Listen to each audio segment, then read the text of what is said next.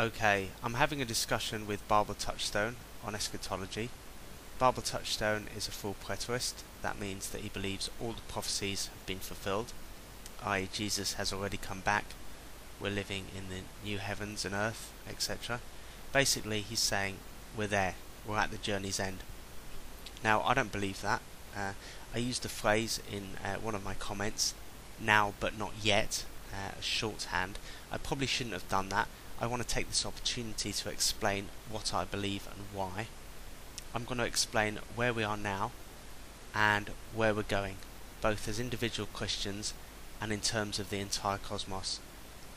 So firstly, as individual Christians, you will know the story of the Exodus, that God took his people out of Egypt and led them through the desert into the promised land. And this journey of God's people in the Old Testament is a pattern for the Christian. Let me show you. Just like Christians, they were redeemed by God from the judgment of God.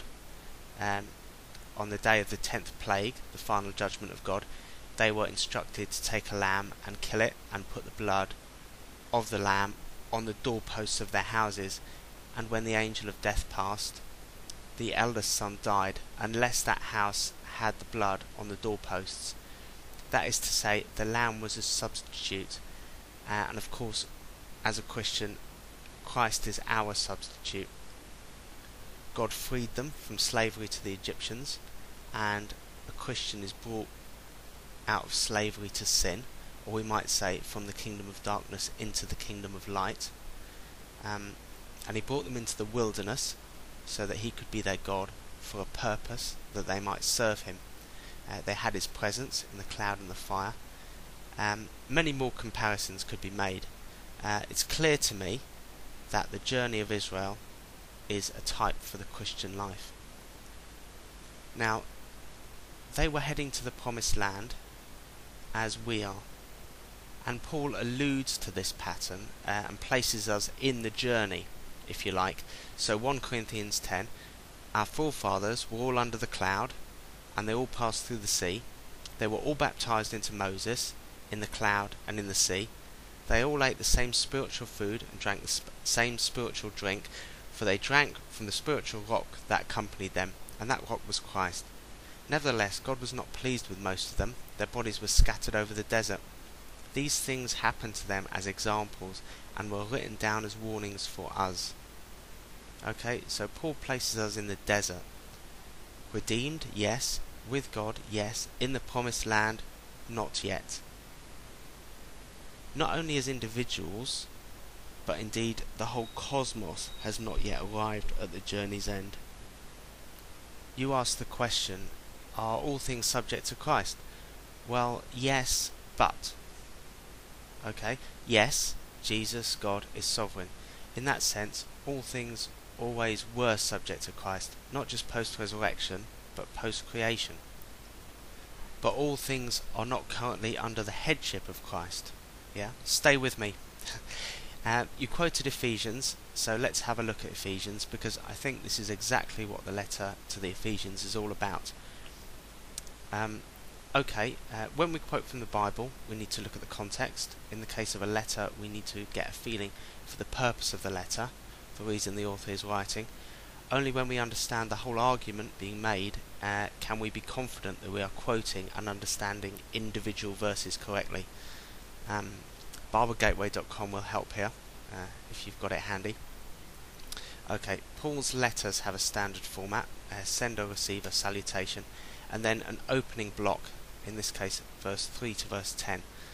Somewhere here we're going to be told what the letter's all about. In that opening block it talks a lot about what God is going to do in Christ. The phrase in Christ is repeated numerous times.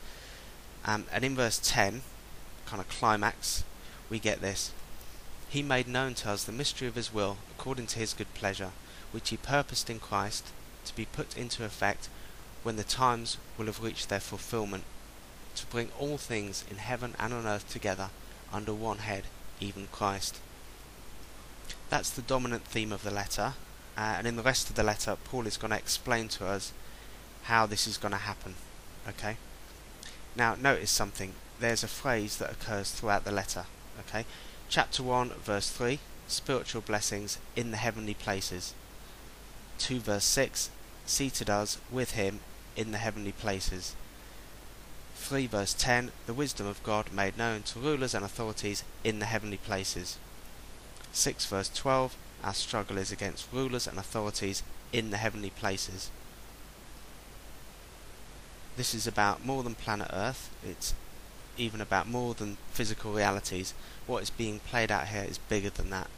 And notice, chapter 6 verse 12 says, there is a struggle against rulers and authorities in the heavenly places.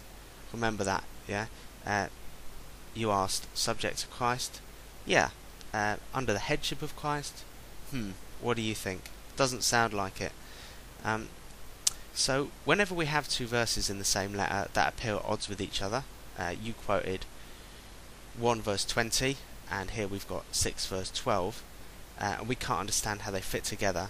That just means that we have more work to do on the passage, or in this case a letter.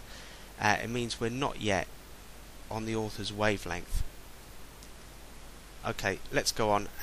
Notice something else in the letter, another phrase that keeps coming up. Okay, chapter 1 verse 10, in the fullness of time all things under one head, even Christ. 1 verse 22, and gave him as head over all things to the church, which is his body. 4 verse 15, we must grow into him who is the head, into Christ. Okay, here's the point. Christ's relationship with the church is different to Christ's relationship with the rest of the cosmos. Christ is head of the church. There's a conformity to Christ in the church that is presently absent outside it. Now let's look a little bit more at what Paul is saying. Okay, chapter 2, Paul talks about the unification of Jew and Gentile into one body. Yeah, in verse 15 he says this: he abolished the law and the commandments, that he might create in himself one new humanity in place of two, thus making peace, and might reconcile both groups to God in one body, through the cross, putting to death that hostility. Chapter 2 isn't just some standalone bit of information that Paul wants to give out. It's central to his theme. Jesus has united two into one body in himself, of which he is the head. So now we understand what chapter 3 verse 10 means when it says that the wisdom of God might be made known to the rulers and authorities in heavenly places. The church is a prototype for what will one day happen to the entire universe. Christ, who is the sovereign ruler over the whole created order, demonstrates his headship now in the church. And the church is a prototype for what will one day happen to the entire universe. Okay, thanks for listening. God bless.